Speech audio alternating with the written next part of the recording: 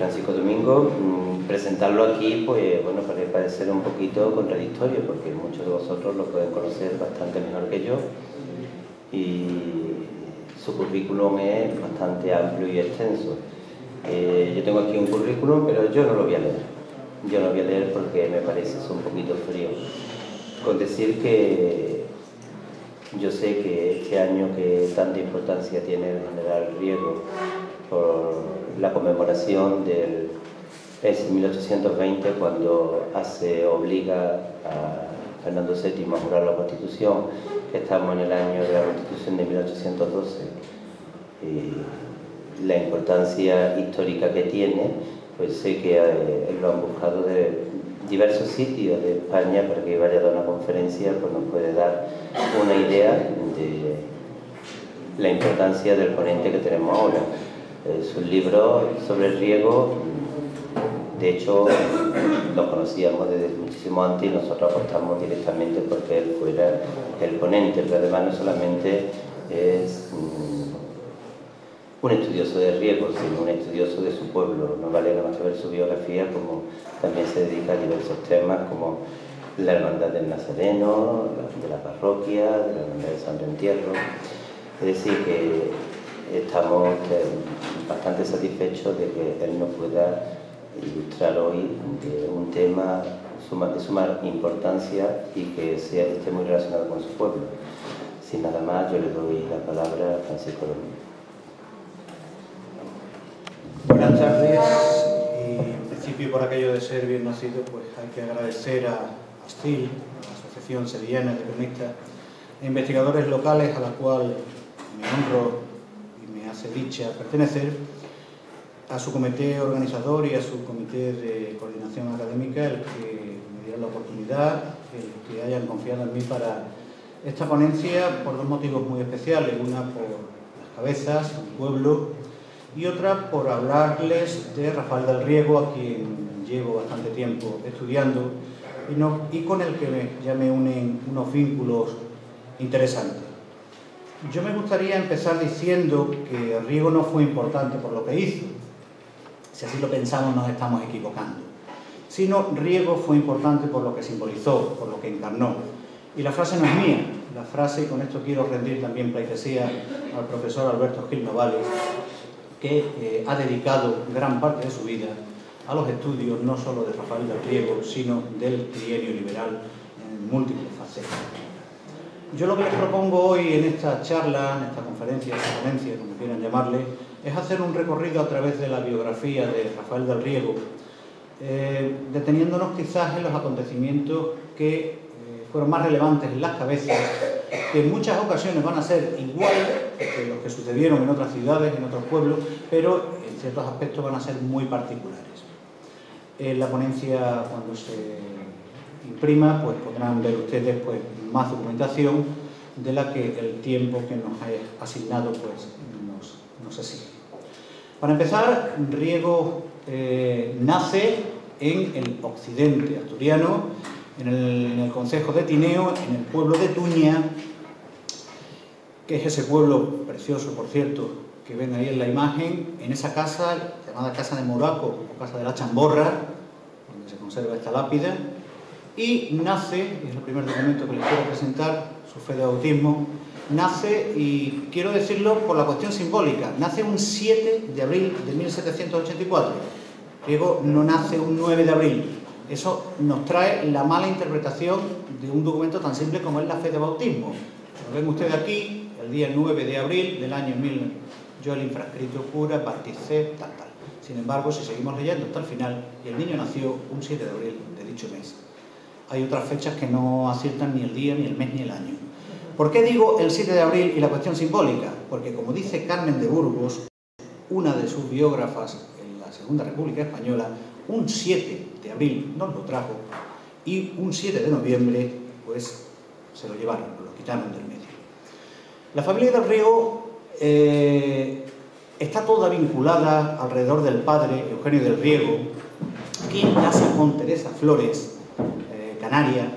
Eugenio del Riego era asturiano y era administrador de correos, fue botánico, fue poeta y en 1808 fue miembro de la Junta de Asturias.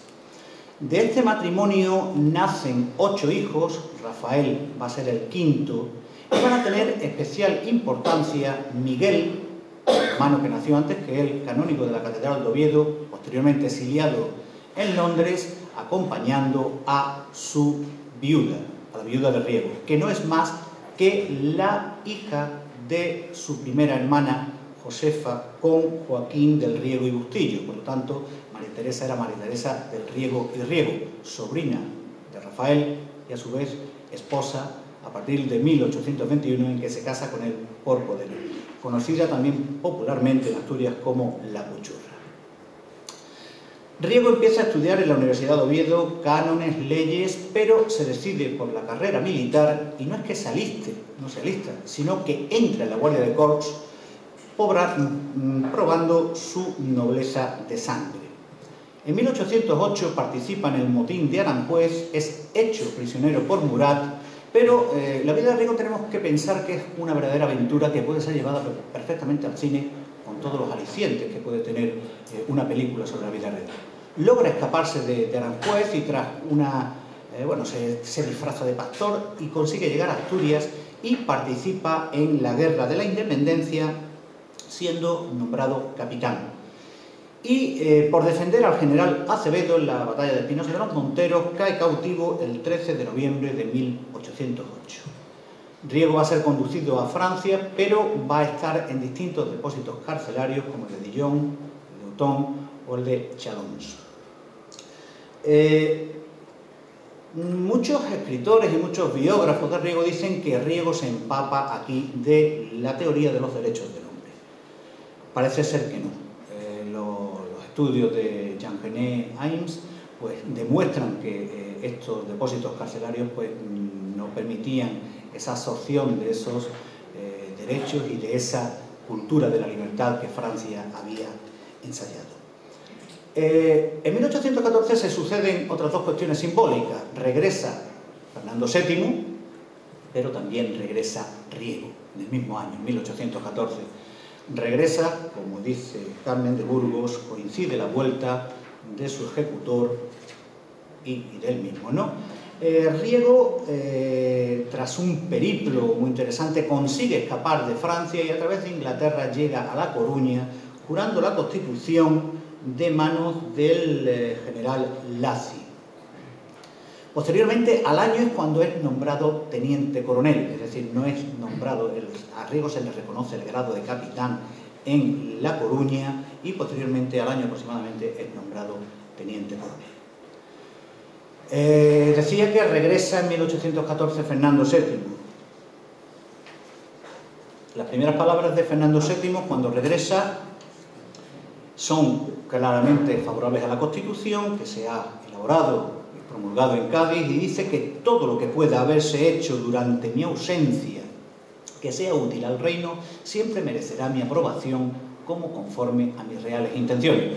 Evidentemente las reales intenciones no eran estas, puesto que posteriormente sus declaraciones son como si no hubiera pasado jamás tales actos, y algo que me parece terrible, y se quitasen del medio del tiempo, como si la historia la pudiéramos borrar con una goma. El no restablecimiento de la Constitución va a suponer el restablecimiento de la Inquisición, la supresión de la libertad de expresión, la supresión de la libertad de imprenta, la supresión de la libertad de asociación, entre otras muchas garantías democráticas que nos había traído la niña bonita, la niña o la Pepa, que de esas tres formas es conocida. Vamos a meternos ya en temas locales. ¿Qué pasó al regreso de Fernando VII en Las Cabezas, en mayo de 1814, y libros de actas capitulares? Se presentó un numeroso concurso de habitantes de esta población, leo textualmente, ante las referidas casas capitulares, introduciéndose en ellas, prorrumpieron con sumo entusiasmo y alegría: viva nuestro soberano, el señor don Fernando VII, y muera la Constitución. Siguiéndole la mayor parte de los vecinos, sin exclusión de las mujeres y niños que uniformaban sus aclamaciones. Seguidamente, el libro de la Constitución fue quemado en una hoguera en la plaza pública, con este efecto y a petición del populacho. Lo que sigue no deja de ser más absurdo también. Se coge un retrato de Fernando VII, se lleva a la parroquial de San Juan Bautista, que ustedes han tenido la suerte de visitar esta mañana, se entroniza en el altar mayor, se pasea en procesión bajo palio y nos dicen las crónicas de las actas capitulares que el día terminó con corrida de novillos, con repique de campana, con música y festejo. Eso sí, nos aclara que los festejos fueron inocentes, durando hasta las 3 de la mañana. De 1814 a 1820 se conoce la historia como sexenio absolutista. Ustedes me van a permitir que yo hoy, para justificar un poco lo que les voy a decir a continuación, le llame el sexenio conspirador. Del deseo de derrotar a este absolutismo surge esta necesidad de conspirar, y hay una conspiración prácticamente por años. En 1814, Espoz y Mina en Pamplona; en 1815, Porlier en La Coruña, o la del Triángulo, la conocida como del Triángulo; en 1816, Richard en Madrid; en 1817, Laci, Milans y Torrijos en Barcelona; en 1818, la de Vidal en Valencia; en 1819, la conjuración del Palmar en Cádiz, en la cual ya hay referencias de la participación de Rafael del Riego para tratar de evitar la traición de la Bisbal. Se prepara un gran ejército en las cercanías de Cádiz para ir a sofocar la insurrección de las colonias americanas. Fue una gran torpeza del gobierno español. Una gran torpeza que ya venía cometiendo desde 1814, porque lo lógico hubiese sido una negociación con los insurrectos para pues, tratar de sacar por ambas partes el mayor partido. Sin embargo, se plantea ir a sofocar esta insurrección. Se han señalado muchas causas de por qué no se va a América, es decir, por qué Riego se subleva y evita esto. Yo les voy a señalar algunas. Primero, estamos hablando de un ejército revolucionario. Lo pongo entre comillas y entendámoslo en su contexto. Es decir, un ejército que ya no es el ejército del antiguo régimen, es el ejército que ha salido de la guerra de la independencia, con fulgurantes ascensos de milicianos que no habían cursado carrera militar. Es un ejército que va a sofocar una independencia, y curiosamente por la misma independencia que ellos habían luchado en la llamada Guerra de la Independencia. Es un ejército que se manda a Andalucía, donde las logias masónicas, el profesor Álvarez Rey lo ha expuesto también esta mañana, habían crecido bueno, pues con bastante asiduidad, con bastante frecuencia y más que en otros sitios de España. Se manda a Cádiz, la Cádiz liberal que había elaborado una constitución años antes.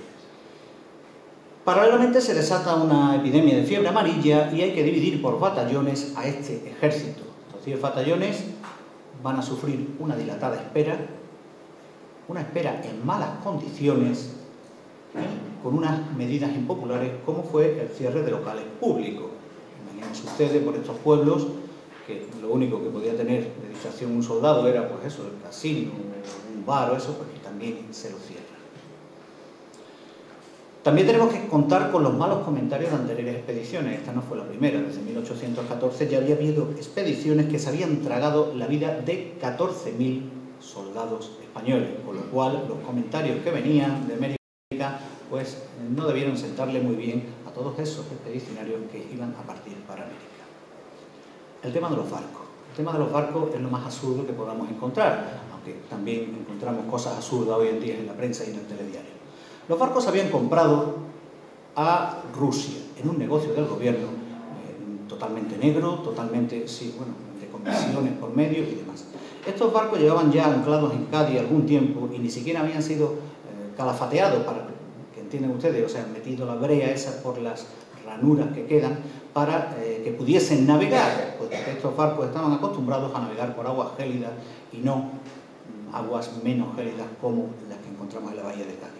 Pero además estos barcos estaban apestados, estos barcos estaban inservibles y estos barcos contenían víveres que ya no se encontraban en buenas condiciones, estaban en malas condiciones. Y fijaros cómo estaban estos barcos y cómo era Fernando VII. Prohibió que se hablase de ese asunto de los barcos, justamente calificado de negocio, dicen las crónicas, bajo la pena de ser acusado de herejía quien maldijese la flota. Claro, acusado de herejía y después llevado al Santo Tribunal de la Inquisición. Otro factor que influye para no hacer este viaje es la lentitud de los preparativos con que el gobierno va a hacer todo en relación a esta flota, ¿no? Las promesas incumplidas del gobierno, que venían ya repitiéndose desde 1814, ¿no? Promesas como, por ejemplo, llevar a la familia de los soldados o llevar unas medidas sanitarias suficientes para todos estos soldados que iban para allá. Esto nunca se había cumplido. O el reclutamiento violento que se hizo de estos propios soldados. Y, por supuesto, la presión económica a los pueblos. Vamos a tener después un documento del 20 de diciembre de 1819 donde Riego ya aparece en un pleno de las cabezas, en un cabildo de las cabezas. Son algunas de las medidas. Las expone muy claras Rodrigo de Castro en una obra de 1858 de la historia de Cádiz y su provincia.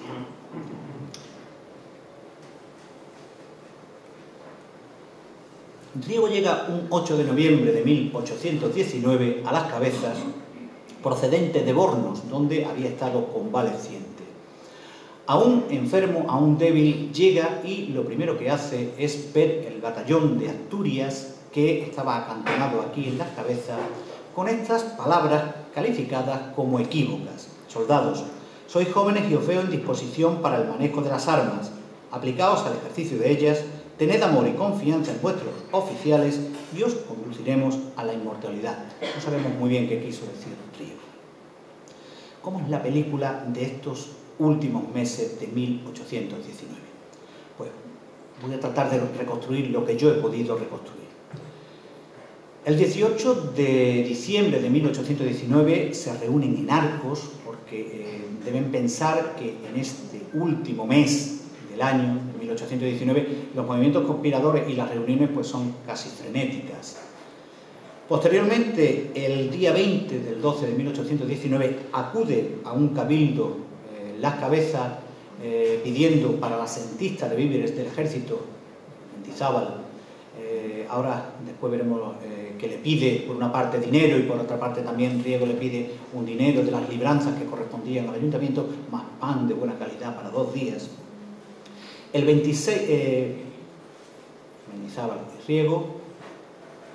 El 26 de diciembre asisten a una reunión en el Cuervo y el 27 de diciembre de 1819 se reúnen en las cabezas Alcalá Galiano y Mendizábal para ultimar todos estos planes que han ido trazando en todas estas reuniones y en algunas más que evidentemente quizás no hayamos podido pues documentar.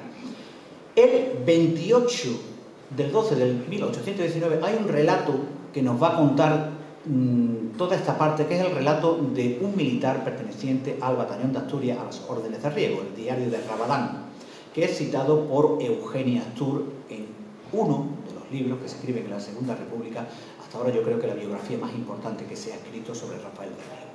El 28 del 12 de 1819 llovía a mares en las cabezas y dice el relato que Riego se levanta de la cama exaltado y piensa en ese mismo momento que para motivar a los soldados, para sacarlos de las cabezas sin causar demasiada sospecha en las tropas que había alrededor, debe meter la Constitución del 12, porque Riego cree que nombrando la Constitución del 12 todos se van a rendir ante esta Constitución. Luego veremos que la cuestión no es así.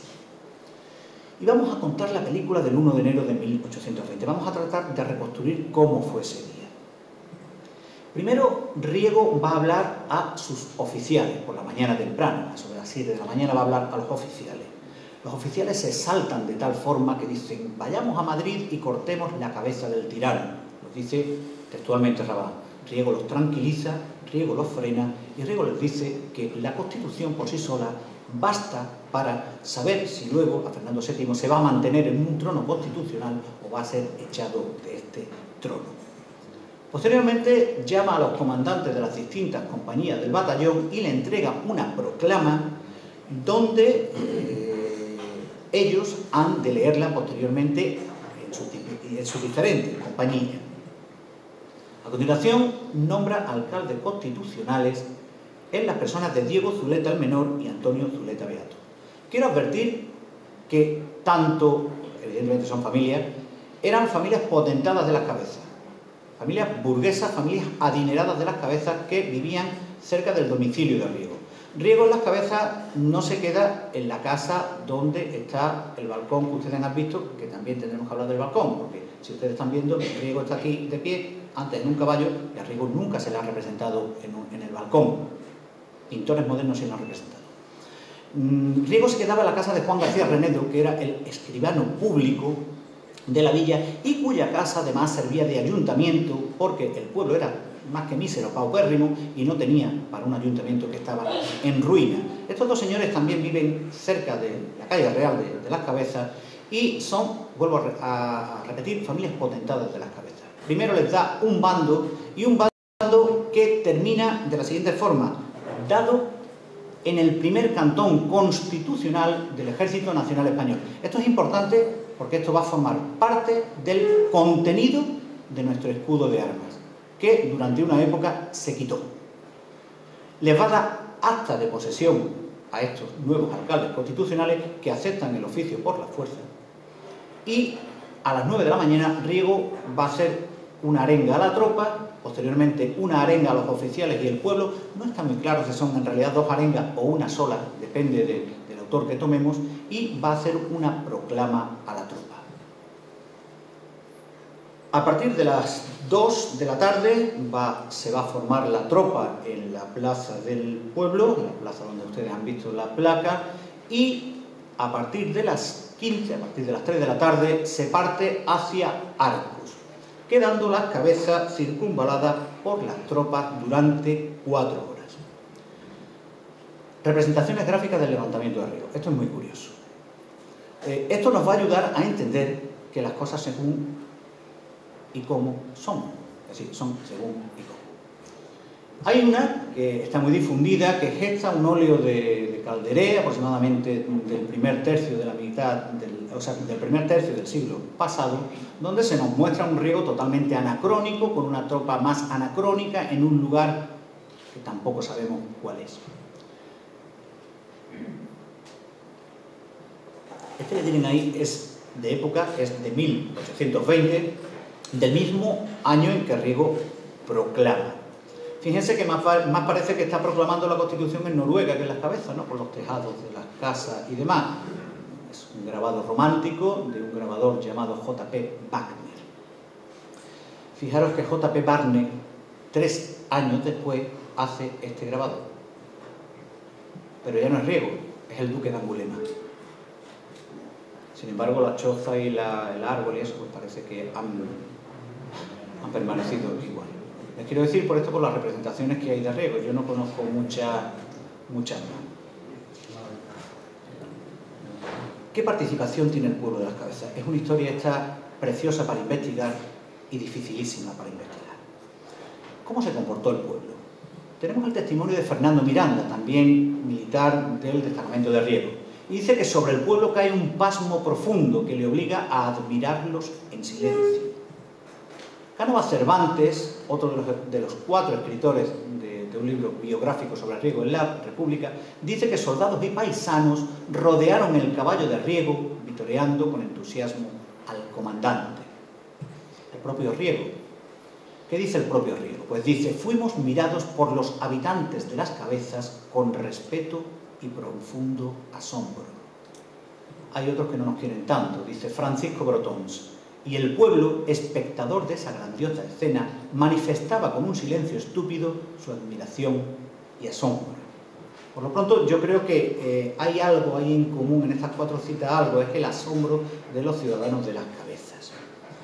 Hay un poema de Fernando Villalón, 100 años después, evidentemente, Fernando Villalón forma parte de la generación del 27, que yo quiero leerles y ahora les explico por qué.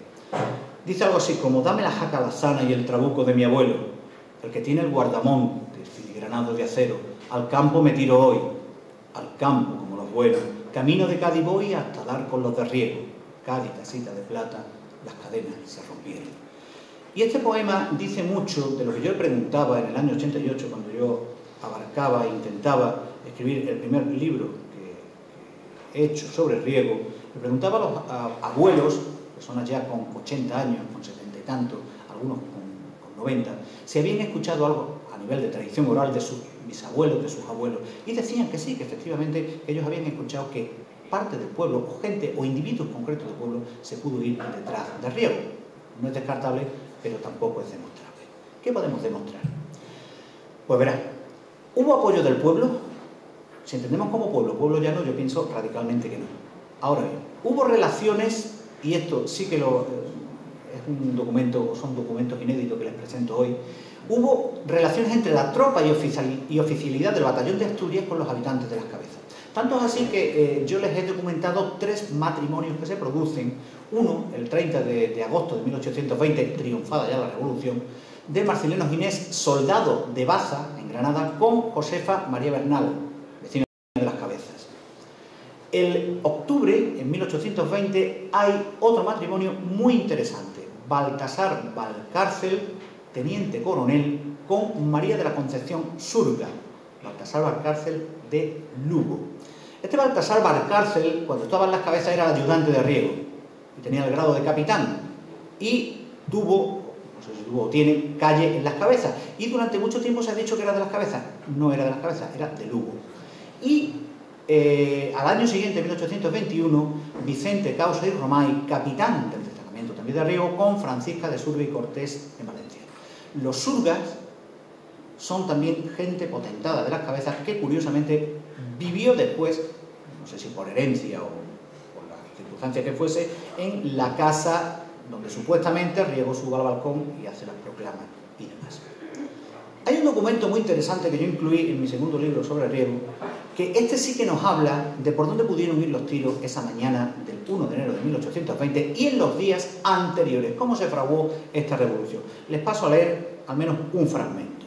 Se trata de la delación que en 1824 hace un cura del cura que estuvo en la parroquia de San Juan Bautista durante el tiempo que Riego estuvo en Las Cabezas. Y dice lo siguiente: don Salvador Guerra, cura de la villa de Las Cabezas de San Juan, que es quien más parte tuvo en la revolución, bien es notorio y público en la historia que la revolución que tantos desastres ha causado tuvo su cuna en la villa de Las Cabezas, porque allí encontró don Rafael del Riego los auxilios que necesitaba ante las personas acomodadas por las particularidades circunstancias, que no es caso referir, pero que tal vez algún día podrán ser descifradas, habiendo oído que uno de los que más cooperaron fue el expresado cura, porque éste predicó un sermón al pueblo contra el rey nuestro Señor y contra la religión, procurando inflamar al pueblo sobre que debían exponer su vida en defensa del sistema constitucional, diciendo en sustancia que sin él no podían salvarse,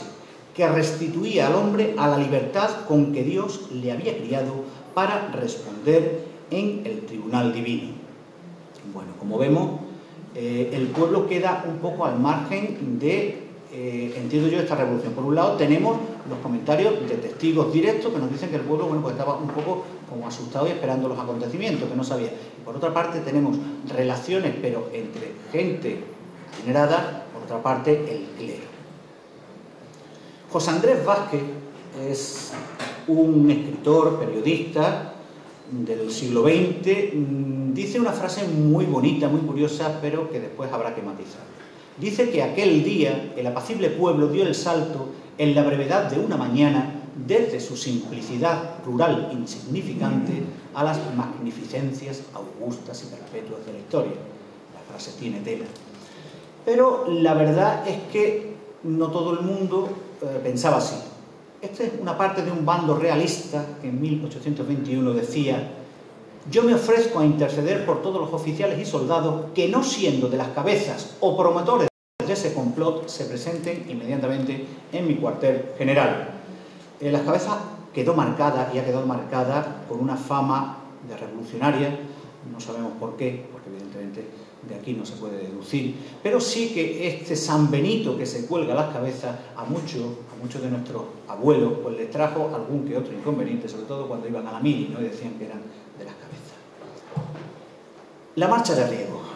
Riego tiene que salir de Las Cabezas con el batallón de Asturias, tomar Arcos, donde estaba el cuartel general, recibir el apoyo de López Baños, y Quiroga, desde Alcalá de los Gazules, tenía que tomar Cádiz. Estos son los movimientos, ¿no?, de estos tres personajes: Riego, Quiroga y Baños.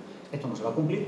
Quiroga esa parte no la va a cumplir, parece ser, bueno, no sabemos si por dilación del mismo o por el tema de los caminos que estaban por esa época embarrados, incluso he descubierto que también nevó. Y Riego, que nunca se va a esconder, Riego siempre va a estar echado, digamos, para adelante, pues Riego lo que propone es salir, porque Riego cree que la Constitución, el solo hecho de proclamar la Constitución, de llevar la Constitución a los pueblos de Andalucía, va a hacer que todos caigan rendidos a esta Constitución. Riego sale de San Fernando un 27 de enero con 1.500 hombres y entiendan lo que es la columna móvil, 40 caballos. Es decir, que este cuadro, que es la columna móvil de Rafael del Riego, lo refleja bastante bien. Es decir, Rafael del Riego y 39 más a caballo y el resto, pues hasta 1460, pues andando. ¿Andando a través de dónde? Pues andando a través de toda la costa gaditana hasta llegar a Málaga, siguiendo por Cañete la Real. En Cañete la Real hay la deserción de 2 compañías, que ya no son 1.500 sino 900 hombres los que le quedan. Va a seguir hasta Morón. En Morón ya lo que son 400 hombres los que le van a quedar. A Córdoba, ya la columna va reducida a 300 hombres, hasta llegar el 11 de marzo a Bienvenida, en Badajoz, y ya con 45 hombres, la mayoría oficiales, deciden disolverse. Sin embargo, Riego se había enterado ya que la Constitución había sido también proclamada desde Galicia en primer lugar y en otros puntos de España. A partir de entonces, Riego va a ser reconocido y conocido como el héroe de las cabezas. Y Riego va a ser, yo creo, que el personaje más famoso en la historia que ha tenido España. Riego, apodado, como ya les he dicho, héroe de las cabezas, va a ser objeto de retratos, de litografía, de grabados, de dibujos, de aleluyas. Hay uno muy bonito en el museo, creo que ahora se llama de las Cortes de Cádiz, antes era el Museo Municipal de Cádiz. De composiciones musicales, de himnos, de canciones patrióticas, de marchas fúnebres, de revistas, de poemas, de cancioneros, de romanceros, de cantos, de novelas, de biografías, de obras teatrales. Lo último que le he descubierto ha sido una zarzuela, porque fíjense ustedes, de juegos de mesa, de agasajos, de fiestas, de banquetes, de refranes. El propio flamenco recoge 5 seguidillas espeluznantes sobre la muerte de Riego. Incluso la moda, con el tema de las baterías de Riego, o en Rusia con los sombreros a los Riego o las petacas a los Riego. La propia prensa, que tanto sentido tiene en el trienio liberal, pues también recogió el grito de Riego, o sociedades patrióticas exaltadas como los virtuosos descamisados de Riego, o incluso la fama de Riego saltó el océano y llegó a Puerto Rico, fundando una aldea en 1823 llamada Atillo del Corazón de Riego, que actualmente, ahora van a ver el ayuntamiento. Ahí tienen una baraja constitucional de 1822, donde el caballo es Riego. Tienen aquí lo que antes se conocía como el juego del cisne, el popular juego de la oca, donde también aparece Riego. La colección de litografía, grabados, es inmensa y tiene la curiosidad de que en poco se parece, es decir, en poco, si nos lo enseña, podemos decir que cualquier persona, no hay mucha similitud entre uno y otro. Tienen por ahí, por ejemplo, obras dramáticas, tienen novelas, tienen el famoso romancero de Riego de Benito Pérez, tienen, por ejemplo, en otro orden plástico, esculturas, tienen, por supuesto, el himno de Riego, que de vez en cuando algunos se equivocan, pues viene a la palestra, ¿no? No ha sido la única vez, creo recordar que en Rusia, en unas épocas más oscuras, con el Dinamo de Kiev, creo que era el Real Madrid que jugaba y también se tocó. Y en aquella época era más complicado tocar el himno de Riego.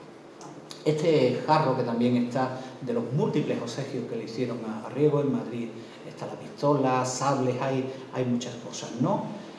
Los refranes, pues ser más liberal que Riego, o ser más valiente que Riego, o incluso hay otros que, en fin, no le voy a decir ahora.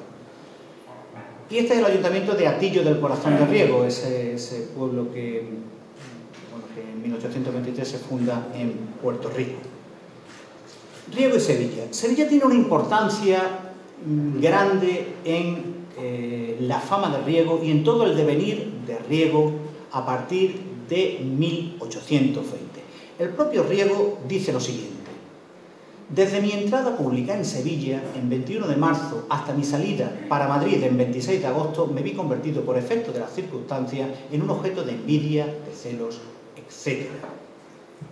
Y hay otra frase muy interesante. Dice: los obsequios inapreciables que recibí en Utrera, en Morón, Montellano, Villamartín, Bornos, Arcos, Jerez, Puerto de Santa María, Cádiz, Sanlúcar, las Cabezas de San Juan y los Palacios son infaliblemente los motivos de mi actual situación.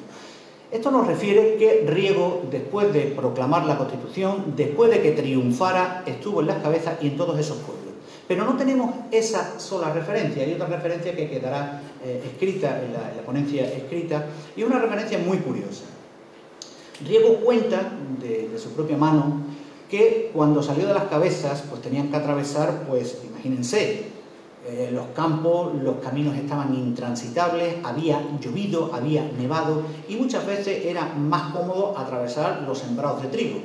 Pues Riego reconoce y dice que ese trigo que atravesó antes de cruzar el Salado, a media legua de las cabezas, jamás había dado tanto fruto como lo dio aquel año de 1820, y que él fue testigo de cómo los habitantes de las cabezas pues habían cogido una cosecha 1000 veces menos. Bueno, una cuestión también romántica. Riego lo aclara al final diciendo que no es un milagro, con lo cual hay dos testimonios con los cuales podemos deducir que Riego volvió a las cabezas, cosa que no podemos seguir a través del mal llamado libro de Riego, libro de actas capitulares número 13, porque está completamente lavado.